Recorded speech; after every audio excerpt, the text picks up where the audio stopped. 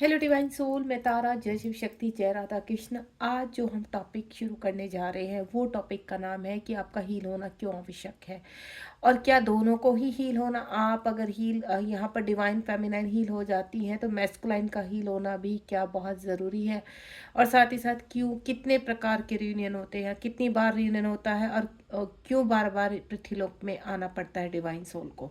चलिए इसी के रिगार्डिंग आज यूनिवर्स से हम कुछ सवाल पूछेंगे और यूनिवर्स हमें आंसर करेंगे, यानी हमें गाइड करेंगे। ठीक है, चलिए देखते हैं यहाँ पर यूनिवर्स इस टॉपिक के रिगार्डिंग हमें क्या गाइड करने जा रहे हैं, क्या बताने जा रहे हैं। प्लीज़ यूनिवर्स गाइड कीजिए। और हमेशा की तरह अगर आपका कोई सवाल है तो आप 2 मिनट के लिए रीडिंग को पॉज कीजिए या सफलिंग के दौरान अपने क्वेश्चन को 3 टाइम दोहराइए और आपको पता चलेगा कि आपका क्यों आवश्यक है हील होना। आपका कोई प्रश्न है तो आप प्लीज़ उस प्रश्न को 3 बार दोहरा सकते हैं और यूनिवर्स के सामने रख सकते हैं। थोड़ा सा सफलिंग कर लेती हूँ कार्ड्स की। ठीक है, धैर्य बनाकर रखिए। टाइमलेस रीडिंग है, जब भी आपके सामने आएगी तभी आपसे रेजोनेट होगी। और रीडिंग को मैं आपसे एक ही चीज़ बोलूँगी, अगर आपको मेरी रीडिंग अच्छी लगती है और आपको पॉजिटिविटी फील होती है तो बिल्कुल लाइक शेयर सब्सक्राइब कीजिए चैनल को, ताकि आप नेक्स्ट रीडिंग को भी रिसीव कर पाए। प्लीज़ डिवाइन गाइड कीजिए। मेरे डिवाइन सोल जो भी जानना चाहते हैं या इस टॉपिक के रिगार्डिंग आप जो भी हमें गाइड करना चाहते हैं। कितने सारे कार्ड्स आ रहे हैं एक साथ, ये 3 कार्ड्स मैं लेना चाहूँगी। देखते हैं आगे यूनिवर्स आगे क्या कहना चाहते हैं। ये टिन फिल्म डेक है और इससे हमें पावरफुल नॉलेज मिलती है और पावरफुल मैं यहाँ से एनर्जी पिक कर पाती हूँ, यूनिवर्स की भी और आपकी भी। यानी आपकी जो क्वेश्चंस होते हैं उनके आंसर प्रॉपरली मैं रिसीव करके उनके आंसर आपको दे पाती हूँ। बाकी तो ईश्वर की इच्छा है कि आपको क्या वक्त आ गया आपके क्वेश्चन का आंसर करने का, तो वो भी यूनिवर्स अपने मुताबिक ही करते हैं। तो आप रीडिंग के साथ बने रहिए। 3 कार्ड्स और लूँगी मैं यहाँ पर और देखते हैं 3 की 4 आगे। चलिए बॉटम ऑफ द डेक से भी ले लेती हूँ एक कार्ड।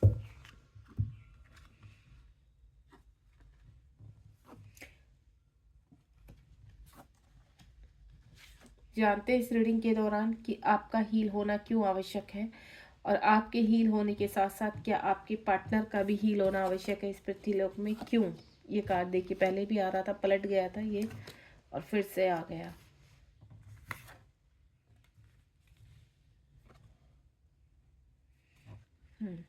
चलिए रीडिंग को स्टार्ट करते हैं।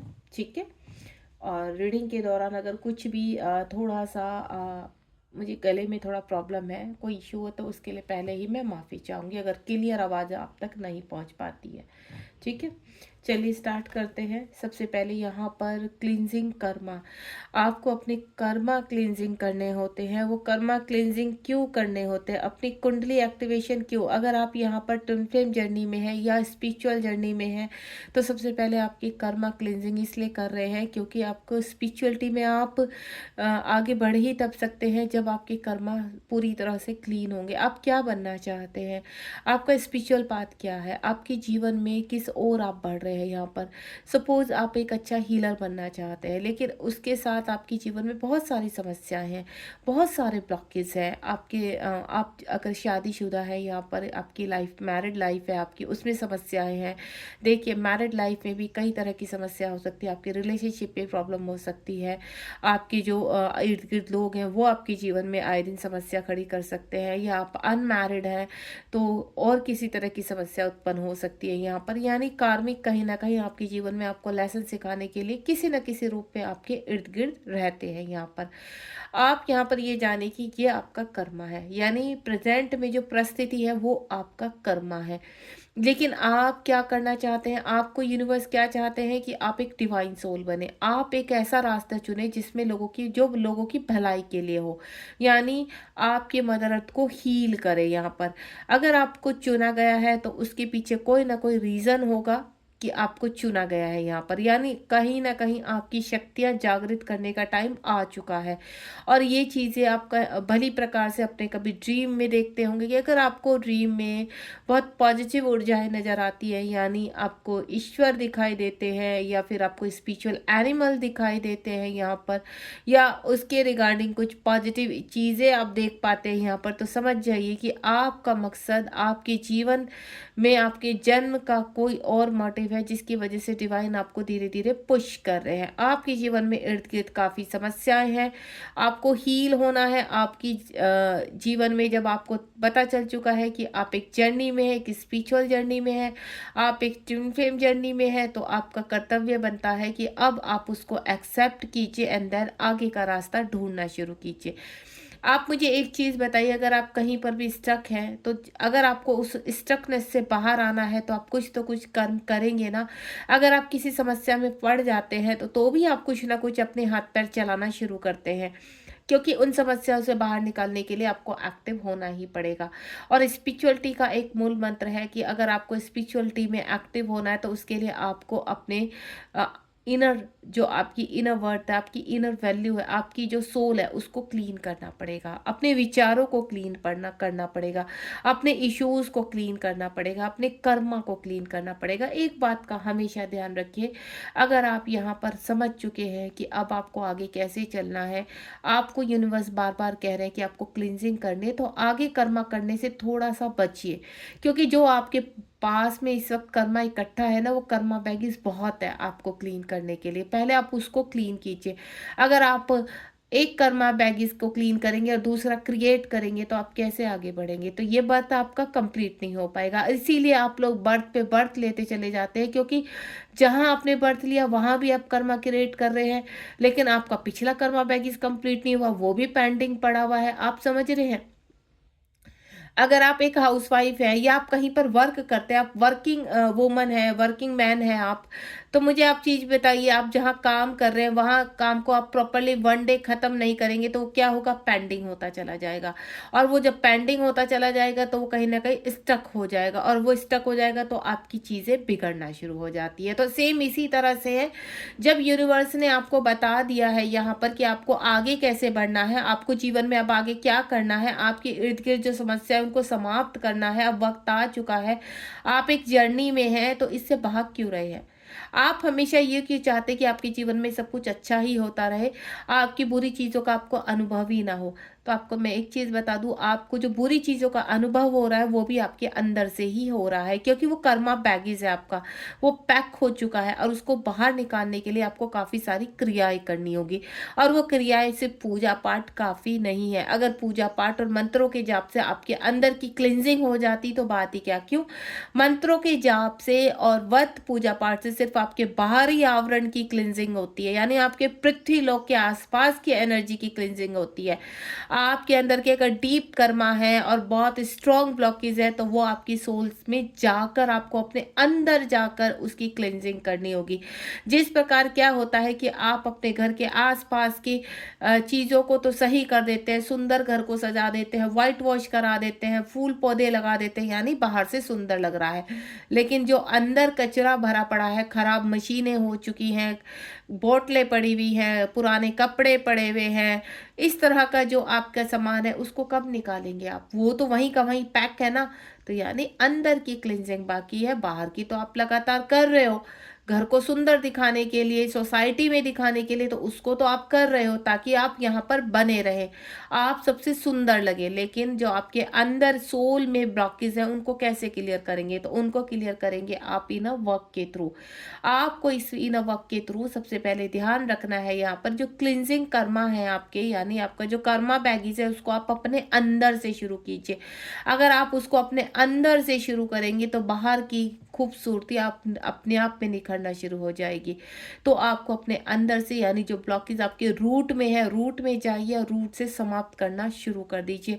और कोशिश कीजिए कि अब आप कोई भी कर्मा आपके हाथ से, देखिए जानबूझ के कोई कर्मा करेंगे तो वो क्रिएट हो जाएगा, अनजाने में कुछ होता है तो उसको यूनिवर्स भी माफ कर देते हैं। तो अपनी क्लिनजिंग में लगातार बने रहे यहाँ पर। और आपके साथ साथ यहाँ पर आप अगर ट्विन फ्लेम जर्नी में है तो क्या जरूरी है आपके कॉस्मिक पार्टनर का कर्मा क्लिनजिंग? बिल्कुल जरूरी है। अगर आप यहाँ पर अपने सेल्फ लव कर रहे हैं तो आपका जो कॉस्मिक पार्टनर है, आपकी जो काउंटर पार्ट है, उनके लिए भी आवश्यक है यहाँ पर अपने चीज़ों को क्लीन करने के लिए, यहाँ पर सेल्फ लव करने के लिए उनको भी धैर्य के साथ अपनी चीज़ों को क्लीन करना पड़ेगा। सपोज या आप एक फेमिनाइन है, आप एक डिवाइन फेमिनाइन है, आप यहाँ पर अपनी चीज़ों को क्लीन कर रही हैं, लगातार आगे बढ़ रही हैं, प्रैक्टिस कर रही हैं सेल्फ लव की, लेकिन कहीं ना कहीं आप एक चीज़ और देख भी रहे हैं कि आपकी जो काउंटर पार्ट है वो काउंटर पार्ट कहीं ना कहीं भ्रमित हुए हुए हैं, मल्टीपल रिलेशनशिप में जा रहे हैं, यहाँ पर उनके कर्मा इतने स्ट्रोंग है यहाँ पर कि थर्ड पार्टी में घुसे हुए हैं, साइलेंटली आपको कुछ रिस्पॉन्स नहीं कर रहे हैं या वो थर्ड पार्टी से निकलना नहीं चाहते हैं। आप लगातार अपने कार्य को कर रहे हैं, बने हुए हैं यहाँ पर, लेकिन आपके कॉस्मिक पार्टनर थर्ड पार्टी को छोड़ना नहीं चाहते, मल्टीपल रिलेशनशिप को छोड़ना नहीं चाहते, या फिर अपने कर्मा बैगेज के नीचे इतना दब चुके हैं कि उनको रास्ता ही नहीं मिल रहा कि कैसे उठना है ऊपर। तो किसी भी तरह की आपकी सिचुएशन हो सकती है, तो यहाँ पर आपको भयभीत नहीं होना है। क्यों भयभीत नहीं होना है? अगर आप डिवाइन फेमिनाइन है और मुझे सुन रही हैं तो आप अपना सेल्फ लव जारी रखिए, आप अपनी प्रैक्टिस मत छोड़िए, आप डेली चक्रा हील कीजिए, क्योंकि जब आप डेली अपने चक्रास हील करेंगे तो आपकी लो ऊपर उठेगी, आपकी सोल, आपकी हाफ सोल ऊपर उठेगी, और जब आपके फेमिनाइन ऊपर उठेगी तो आपके मैस्कुलाइन को मजबूर कर देगी ऊपर उठने के लिए। यहाँ पर सबसे पहला यूनियन कब होता है? यहाँ पर जो सबसे पहला यूनियन होता है आपका जब बबल फेस होता है, यानी डायरेक्टली इनडायरेक्टली आप मैरिड हैं, अनमैरिड है यहाँ पर, और ऐसा व्यक्ति आपसे कनेक्ट होता है यहाँ पर जिस व्यक्ति की तरफ आपका अट्रैक्शन हो जाता है, जिस व्यक्ति को आप चाहकर भाग नहीं सकते, उस व्यक्ति से, जिस व्यक्ति के आप ट्रैप में आ जाते हैं, उससे अलग होने की बहुत कोशिश करने पर भी आप उस व्यक्ति से अलग नहीं हो पाते। तो उसको कहते हैं जब आपका यहाँ पर रियूनियन, पहला पृथ्वीलोक में रियूनियन होता है तो उसको बबल फेस कहते हैं, वो आपका रियूनियन ही कहलाता है यहाँ पर। ठीक है, रियूनियन के बाद आप, अगर आप अपने पर्सन से पूरी तरह से कनेक्ट हो चुके हैं, आपका वक्त आ चुका है हीलिंग का, यानी जब आप अपने पर्सन से यहाँ पर हीलिंग के दौरान चीज़ों में सेपरेशन आना शुरू हो जाता है, चीज़ें बिगड़ने शुरू हो जाती है। पहले सेपरेशन क्या आता है? पहला सेपरेशन होता है कि जब आप अपने पार्टनर के साथ पहले रियूनियन में आते हैं तो आप पृथ्वीलोक से सेपरेशन में आने शुरू हो जाते हैं, यानी अगर आप मैरिड हैं तो आप उनसे दूर होने लगेंगे, अपने हस्बैंड वाइफ से, अपने माता पिता से, अपने भाई बहन से, अपने बच्चों से कहीं ना कहीं डिस्टेंस आना शुरू हो जाएगा, उनसे आप सेपरेट होने लगते हैं यहाँ पर, और अपने ट्विन फ्लेम के साथ आप खुश रहना शुरू कर देते हैं, हैप्पीनेस, यानी अगर आप 3D में बहुत परेशान हैं या खुश हैं अपनी मटेरियल लाइफ में, उसके बावजूद भी आपके काउंटर पार्ट आपकी लाइफ में आ चुके हैं यहाँ पर, तो आपका अट्रैक्शन अपने काउंटर पार्ट की तरफ ज़्यादा रहेगा, उनकी तरफ झुकाव ज़्यादा रहेगा, और आप जो आपके मटेरियल लाइफ के रिलेशनशिप हैं उनको अनदेखा शुरू कर देते हैं, अनदेखा करना शुरू कर देते हैं यहाँ पर,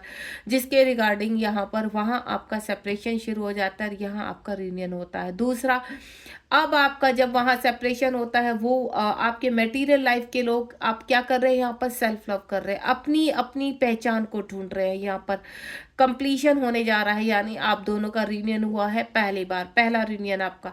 एंड नेक्स्ट वन इज यहाँ पर जब एवरीथिंग इज पॉसिबल, आपको ऐसा लगने लगता है कि आप एक ट्विन फ्लेम है, यानी ट्विन फ्लेम का आपको ये नहीं पता होता जब आपका फर्स्ट रियूनियन होता है कि आप एक दूसरे को बहुत पहले से जानते हैं, आपका कुछ, लेकिन अंदर से कुछ ना कुछ ऐसी कनेक्टिविटी फील करते हैं कि आपको ऐसा लगता है कि आप कंप्लीट हो चुके हैं। आपका पहला साइन क्या होता है? आपको कंप्लीशन महसूस होता है कि अब आप कंप्लीट हो गए, आप कंप्लीट उनको अपने, कहते हैं ना, अपने काउंटर पार्ट के सामने पूरी तरह से सरेंडर हो जाते हैं, आप अपने मन की बात कहना चाहते हैं, आप सब कुछ खोलना चाहते हैं कि आपकी लाइफ का क्या पार्ट है, आपकी लाइफ में आपने जीवन कैसे जिया है, आपकी लाइफ में कैसे ऑब्स्टिकल्स हैं, आप किन किन चैलेंजों को फेस कर रहे हैं, आपकी लाइफ कैसी चल रही है, इन सभी चीज़ों को आप अपने काउंटर पार्ट के सामने रखना शुरू करते हैं, और आपके काउंटर पार्ट दिखाते हैं आपको आईना कि आपके अंदर इतने सारे ब्लॉकेज हैं, अब आपको इनको क्लीन करना होगा और तब वो वापस आएंगे। तो यहाँ पर आपके और आपके काउंटर पार्ट के बीच में पहला सेपरेशन शुरू हो जाता है, या फिर इन आउट का सेपरेशन शुरू हो जाता है, या आपके रिलेशनशिप में वहां से शुरू हो जाते हैं इश्यूज। इश्यूज किस तरह के होते हैं? आपके काउंटर पार्ट वापस अपनी थर्ड पार्टी में जाने की कोशिश करते हैं, क्यों? क्योंकि आपको अपनी सोल, आपकी सोल ऐसी है और आपके पार्टनर की सोल अभी ब्राइट है, तो आपके पार्टनर नहीं चाहते हैं कि अभी वक्त है कि आपको यहाँ अपने अंदर धारण किया जाए। इस दौरान जितनी एनर्जी आप एक्सचेंज करते हैं तो आपके पार्टनर उस एनर्जी को लेकर निकल जाते हैं, यानी यहाँ पर आप पूरी तरह से जो आपके पास एनर्जी थी वो भी कंप्लीटली ब्लैक हो जाती है। तो इस ब्लैक एनर्जी को आपको हील करना होता है, रिमूव करना होता है, ये कहलाते हैं ब्लॉकेज। तो इस दौरान आपके पार्टनर आपसे, आपके ट्विन हो जाते हैं दूर, और आपको पता चलता है ट्विन फ्लेम जर्नी का सेपरेशन के दौरान कि आप ट्विन फ्लेम जर्नी में। और जब आप ट्विन फ्लेम जर्नी के बारे में जानते हैं तो खंगालना शुरू करते हैं गाइडेंस, और इस गाइडेंस के थ्रू आपको पता चलता है कि आपको इस वक्त आपके हार्ट चक्रा में काफ़ी ब्लॉकेज है, आपके बॉटम के चक्रास में काफ़ी ब्लॉकेज है, और आपको अपने चक्रास को, अपने इनर वर्क को जारी रखना है। इस दौरान यूनिवर्स आपको बहुत सारी वीडियोस पॉपअप करते हैं, टैरो कार्ड से कनेक्टिविटी आपकी होती है, आप टैरो रीडिंग कराते हैं, आप अपने आप को हील करने के बहुत रास्ते सुन। यहाँ पर आप ये जानना चाहते हैं कि ये पर्सन से इतनी कनेक्टिविटी क्यों फील हो रही है, आपको ऐसा क्यों लग रहा है कि आप चाहकर भी इससे मूव ऑन नहीं हो पा रहे हैं। तो वो कनेक्टिविटी जो होती है ना, वो छाप आपके अंदर छूट चुकी है अपने काउंटर पार्ट की। अब आप चाहते हैं कि आपके काउंटर पार्ट वापस आए, और आप उनके जरिए अपनी सेल्फ हीलिंग शुरू कर देते हैं, सेल्फ लव जिसको हम कहते हैं। और वहां से शुरू होते हैं आपका मंत्र, जाप, पूजा, जो भी आप करना चाहे वो शुरू कर देते हैं, और अपने हार्ट चक्रा को ओपन करना शुरू करते हैं। और ये जब हार्ट चक्रा ओपन होता है तो अपनी कर्मा को क्लीन करने का 1 बाय 1 आपको मौका मिलता है। इस दौरान आपके सारे इश्यूज सरफेस पर आने शुरू हो जाते हैं, यानी जब आप अपने आप को हील करते हैं तो वो आपकी सरफेस पर आते हैं। मनी ब्लॉकेज हो जाता है आपको ऐसा लगता है कि इस पर्सन के आने से आपके जीवन में मनी ब्लॉकेज हुआ है, आपकी पर्सनल लाइफ में बवाल मचा है। नहीं, उस पर्सन के आने से आपको वो आईना दिखा के गए हैं कि ये ब्लॉकेज है आपके अंदर, इनको रिलीज कीजिए। जब आप इनको रिलीज करेंगे तो आप अपनी सोल को पहचान पाएंगे, अपनी आइडेंटिटी को पहचान पाएंगे कि आप कितनी खूबसूरत सोल है।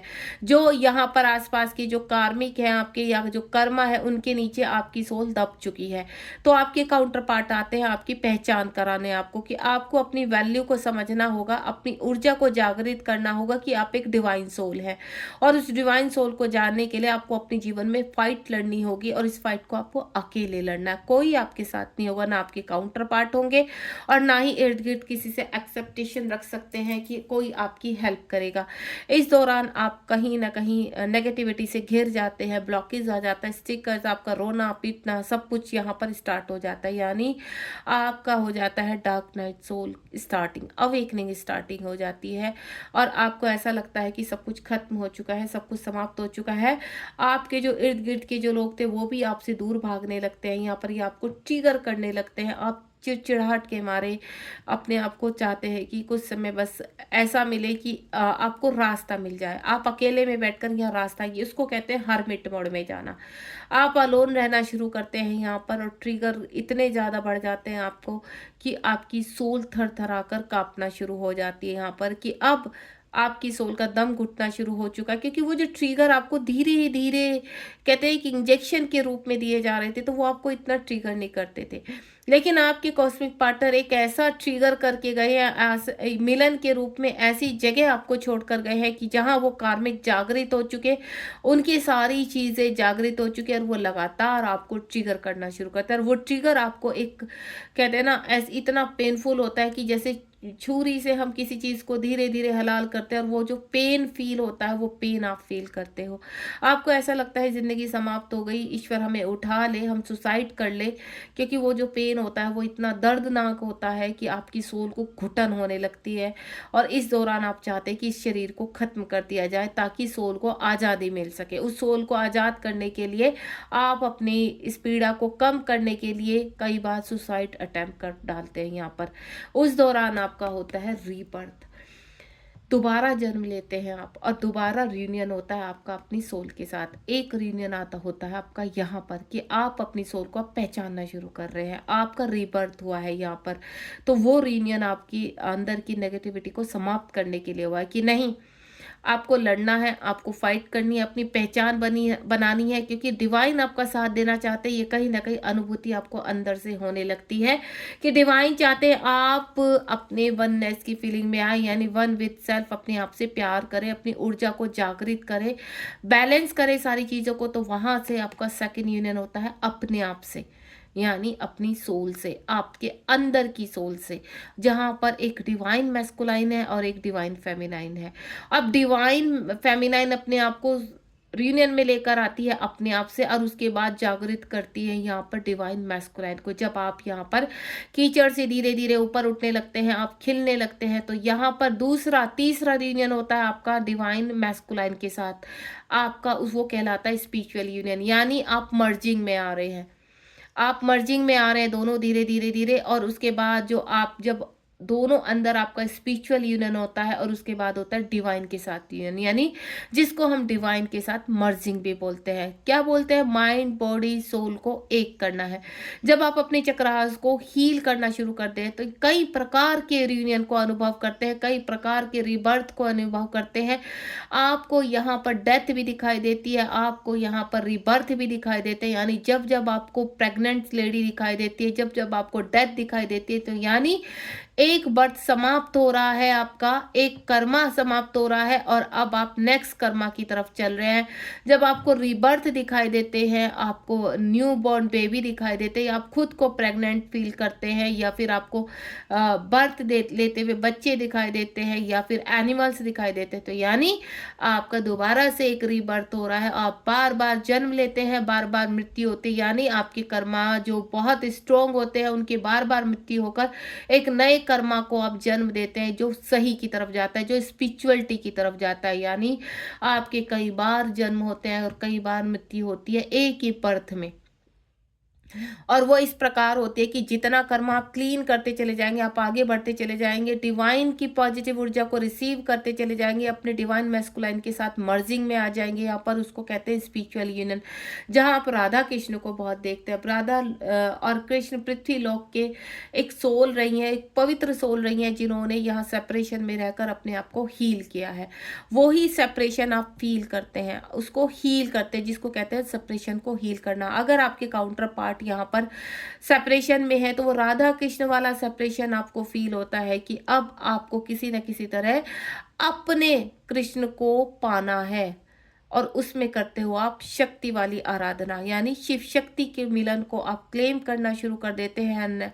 फाइनली आप धीरे धीरे बढ़ने लगते हैं अपने परमानेंट यूनियन के लिए। अब यहाँ पर मैस्कुलाइन का हील होना क्यों आवश्यक है? मैस्कुलाइन का सफर ककून से लेकर बटरफ्लाई तक का होता है, यानी उसका जो सफर, उसके जो उतार चढ़ाव होते हैं सेम फेमिनाइन की तरह होते हैं। यानी जब फेमिनाइन एक बटरफ्लाई बन चुकी होती है, अपनी अवेकनिंग के दौरान काफ़ी चीज़ों में बैलेंस हो जाती है, यानी मैं बोलूँ कई बर्थ ले चुकी होती है, अपने अंदर जितने भरे हुए कर्मा है, कर्मा बैगीज है, उनसे मुक्ति पा चुकी होती है ऑलमोस्ट। तो यहाँ से अवेकनिंग लगती है आपके काउंटर पार्ट की, और जब ये काउंटर पार्ट की अवेकनिंग लगती है तो इस दौरान वो भी बहुत उतार चढ़ाव को फील करते हैं। उनके भी कई बर्थ होते हैं। आपने कई बार फील करा हुआ कि आप अपने काउंटर पार्ट की डेथ देख रहे हैं, आप कहीं ना कहीं छोटे बच्चे को देख रहे हैं अपने काउंटर पार्ट के साथ, या आप अपने साथ छोटे बच्चे को देख रहे हैं। तो ध्यान रखना, वो छोटा बच्चा ये नहीं कि आप काउंटर पार्ट मिलकर एक न्यू बर्थ दे रहे हैं, नहीं। उसका मतलब है कि आपके काउंटर पार्ट एक घटना को समाप्त करते हुए, एक कर्म को समाप्त करते हुए नेक्स्ट लेवल पर चढ़ रहे हैं, और उनका न्यू बर्थ हो रहा है। तो कई बार आप यहाँ रियूनियन के उसमें आते हैं, जैसे जैसे आप दोनों एक कर्मा को समाप्त करके एक नए बर्थ की तरफ जाते हैं, तो आप दोनों का रियूनियन होता है। यहाँ पर आप दोनों ही धीरे धीरे उस अवस्था, यानी आप स्टार्टिंग से एक बर्थ लेना शुरू कर दिया है, और वो बर्थ आप बार बार ले रहे हैं यहाँ पर, और अपने कर्मा को क्लीन कर रहे हैं। इसको कहते हैं ककून से बटरफ्लाई तक का सफर, या बोले अपने अंदर सभी कर्माओं को समाप्त करते हुए चक्र के ऊपर से आप अपनी सोल को एक नई दिशा दिखा रहे हैं, अपनी सोल को स्पिरिचुअलिटी की तरफ लेकर जा रहे हैं। और कोशिश क्या कर रहे हैं कि अब आपसे चाह कर भी कोई ऐसा कर्मा क्रिएट, क्योंकि आप उस परिस्थिति में आ जाते हैं, आपका माइंड इतना ओपन हो जाता है कि अब आपसे भूलकर जानबूझ के कोई कर्मा ना हो, ताकि कर्मा क्रिएट अगर हो गया तो आपके पार्टनर हील नहीं हो पाएंगे।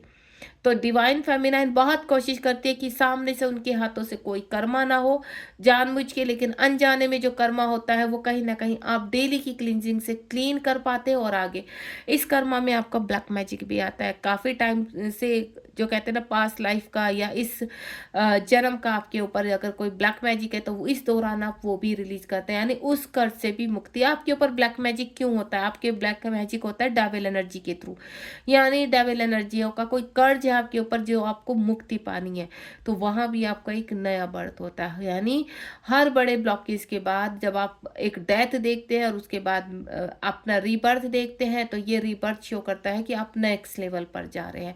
तो यहाँ पर मैं पहले बता चुकी हूँ आपको कि आपको कितने बर्थ होते हैं। आपको जब जब आप मृत्यु देख रहे हैं, जब जब आप रीबर्थ दे, तो समझ जाना कि आप कहीं ना कहीं एक कर्मा समाप्त कर चुके हैं और नेक्स्ट बिगिनिंग की तरफ चढ़ रहे हैं। उसके बाद रीप्रोग्राम योर सोल, यानी आपकी सोल इस दौरान हील होना शुरू हो जाती है। आपको फिग्रेंस आनी शुरू हो जाती है, यूनिवर्स की अनुभूति शुरू हो जाती है। आपको ऐसा लगता है कि अब आपको ऐसे कार्य करने हैं जो आपको सोल पर्पस की तरफ लेकर जाएंगे। आप अनकंडीशनल लव में आ जाते हैं, आप नेचर की तरह महकने लगते हैं, खुशबू छोड़ने लगते हैं। आपकी सोल जो पूरी तरह से जीने के लिए, आपके शरीर को छोड़ने के लिए तैयार हो रही थी, अब वो दोबारा से जीना चाहती है। आपको कहीं ना कहीं अपने फेस पर अलग से एक यंगनेस शुरू हो जाएगी। आपको ऐसा लगेगा कि आप दोबारा से जिंदगी जी रहे हैं, आप यंग हो चुके, वो स्ट्रेंथ फील होगी आपको। आपको ऐसा लगेगा कि जैसे आप अपनी कम आयु में जो स्ट्रेंथ फील करते थे, जो पावर, वो सडनली वो पावर आपको मिल चुकी है। क्यों? क्योंकि आपके ऊपर से वो जो कर्मा बैगेज का जो बोझ था ना, वो आपने समाप्त कर दिया है।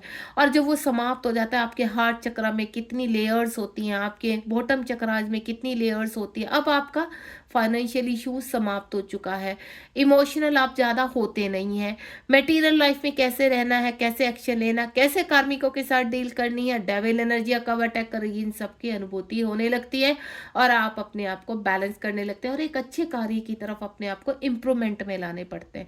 आपके अच्छा कार्य टैरो कार्ड रीडर बन जाते हैं, एस्ट्रोलॉजर बन जाते हैं, रेकी हीलर बन जाते हैं, अच्छे मेंटोर बन जाते हैं, एक अच्छे टीचर बन जाते हैं, कहीं ना कहीं एक कहते हैं ना योगा इंस्ट्रक्टर बन जाते हैं। आप कुछ भी बने, आप कोई भी, लेकिन आप एक हीलर बनते हैं। सबसे पहले मैं आपको बोलूं, एक हीलर कई प्रकार के होते हैं जो इस पृथ्वीलोक में जन्म लेते हैं, तो उन्हीं में से आप एक बनने के लिए तैयार हो जाइए। वही आपका स्पिरिचुअल पाथ होता है।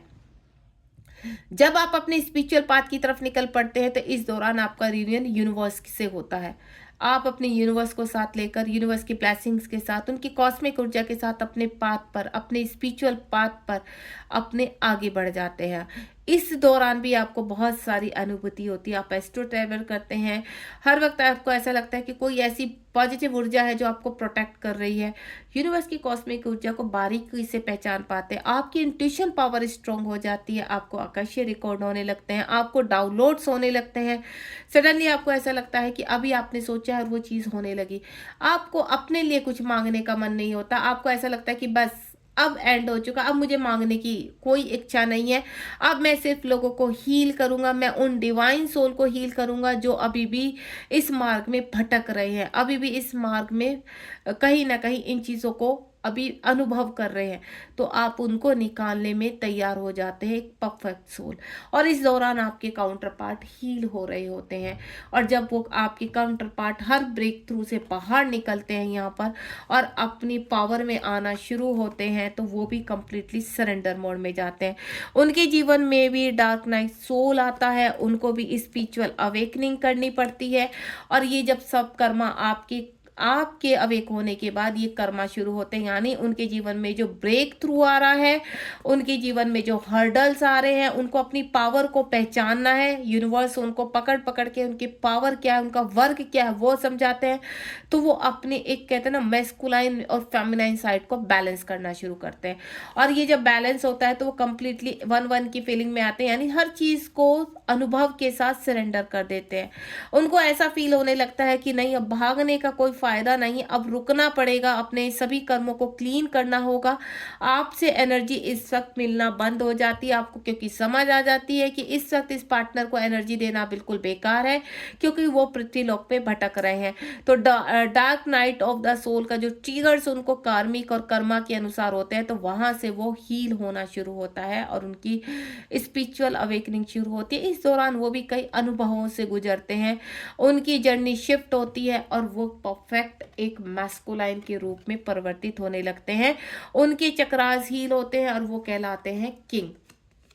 यानी मैस्कुलाइन अपनी परफेक्ट अवेकनिंग करके आपके जीवन में आपको कनेक्ट करते हैं, आपके पास वापस आते हैं। जिस प्रकार आप डिवाइन फेमिनाइन का सफ़र तय करते हैं, उसी प्रकार आपके मैस्कुलाइन भी डिवाइन मैस्कुलाइन का सफ़र तय करते हैं। और इस दौरान आपका आपके जीवन में बहुत टूट फूट होती है, रीबर्थ होते हैं, डेथ होती है। और ये जो रीबर्थ और डेथ होते हैं, ये होते हैं आपके कर्मास की, आपके कर्मा पैकेज की।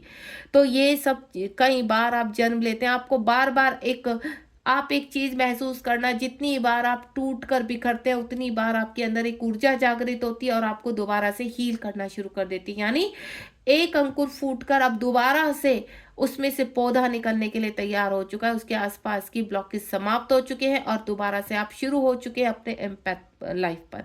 यानी आप स्पिरिचुअलिटी की तरफ आगे बढ़ते हुए नजर आते हैं।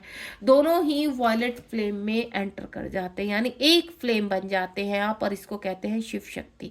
यानी अपने सेपरेशन को हील करते हुए आपका जो यहाँ पर आपने फर्स्ट आपका यूनियन हुआ था, उसके बाद आप यहाँ पर कहीं सेपरेशन फील करते हैं, वो सेपरेशन आप अपने कार्मिकों से फील करते हैं सबसे पहले, या आपके जीवन में जो सोलमेट है, आप मैरिड है अनमैरिड है, जिस वो सेपरेशन वहां से शुरू होकर जैसे ही वो सेपरेशन उनको ऊर्जा मिलनी बंद होती है आपके कार्मिकों को, तो वो हील होकर आपको ट्रिगर करना शुरू कर देते हैं।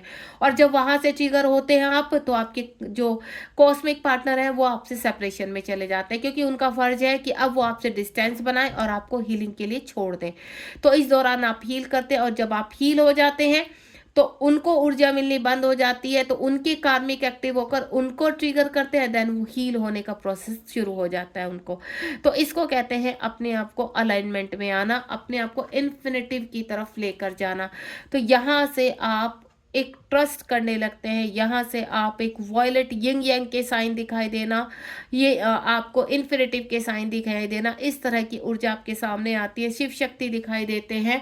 और साथ ही साथ इस जर्नी में आप ट्रस्ट कर पाते हैं और अपनी यूनियन, यानी एक जो होता है ना परमानेंट यूनियन की तरफ बढ़ना शुरू हो जाते हैं। आपका यूनियन इसी बर्थ में पॉसिबल हो जाता है। लेकिन अगर आपके कर्मा करते करते आपका बर्थ समाप्त हो जाता है, तो फिर से आप बर्थ लेते हैं, और जहां से आपका समाप्त हुआ था वहीं से आपकी शुरुआत होती है नेक्स्ट बर्थ की। यानी अगर उस नेक्स्ट बर्थ में आपने अपना कर्मा कंप्लीट कर दिया, तो फिर से आपको दोबारा से अपनी हीलिंग करनी पड़ती है और अपने कर्मा को समाप्त करते हुए रियूनियन में आना पड़ता है। यानी सेम प्रोसीजर आगे से जहां से समाप्त हुआ था वहां से शुरू हो जाता है। तो आपको बर्थ पे बर्थ लेने पड़ते हैं अपने रियूनियन के लिए। तो यहाँ पर आपका कौन सा बर्थ है ये जानने के लिए मैं रीडिंग बनाऊंगी, यहाँ पर एक और रीडिंग लेकर आऊंगी कि इस वक्त आपका कौन सा बर्थ चल रहा है, आप वो जान पाएंगे यहाँ पर। ठीक है, मिलते हैं नेक्स्ट रीडिंग में। तो आपको समझ में आ गया होगा कि क्यों आपको बार बार बर्थ लेने पड़ते हैं, क्यों आपका मिलन बहुत जरूरी है, क्यों आप इस जर्नी में बार बार यूनियन में आते हैं और बिछड़ते हैं, और क्यों आपके कार्मिक आपको ट्रिगर करते हैं। God bless you. चैनल को सब्सक्राइब करना बिल्कुल मत भूलिए, क्योंकि आप सब्सक्राइब नहीं करेंगे तो नेक्स्ट रीडिंग कैसे आपको रिसीव होगी। तो उसको रिसीव करने के लिए आप चैनल को सब्सक्राइब कीजिए, नोटिफिकेशन का बेल आइकन हिट कीजिए, और साथ ही साथ इस रीडिंग को शेयर कीजिए सभी के साथ। God bless you. ध्यान रखिए अपना, बी पॉजिटिव।